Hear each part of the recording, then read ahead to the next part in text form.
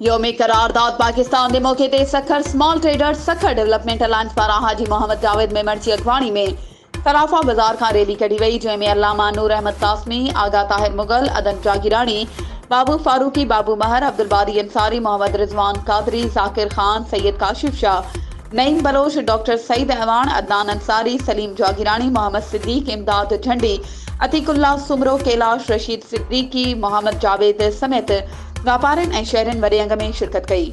Rally में शरीक कारकुनन हथन में बैनर खया हुआ, जिनके पाकिस्तान जिंदाबाद, पाक फौज जिंदाबाद जा नारा लिखियल हुआ।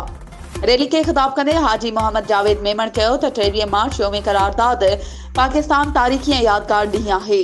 हुन चयो त प्यारो मुल्क पाकिस्तान इंतिहाई अणथक जिदोजहद ऐं केतिरनि ई कुर्बानियुनि खां पोइ हासिल थियो आहे। उन जी तरक्की ऐं खुशहाली लाइ हर शोबे सां तालुक रखंदड़ हर पाकिस्तानी खे पंहिंजो पंहिंजो फर्ज़ अदा करणो पवंदो।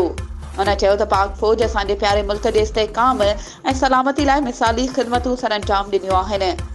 पूरी क़ौम ऐं वापारी बिरादरी पाक फौज सां गॾु बीठल आहे ऐं मुल्क जी सलामती ऐं बका लाइ कंहिं बि कुर्बानी खां दरीग़ न कंदा। उन मौके ते प्यारे मुल्क पाकिस्तान जी सलामती ऐं खुशहाली लाइ दुआ घुरी वई ऐं ॾखिण वज़ीरिस्तान में शहीद थियल ब्रिगेडियर मुस्तफ़ा कमाल ऐं ॿियनि शहीदनि जे ईसाले सवाब लाइ फातिह ख़्वानी कई वई। वधीक ख़बरुनि ऐं अपडेट्स जे लाइ असांजे चैनल खे सब्सक्राइब कयो ऐं हा, बेल आइकन खे प्रेस करणु न विसारिजो त जीअं असांजी हर नई अचण वारी वीडियो तव्हां ताईं पहुची सघे।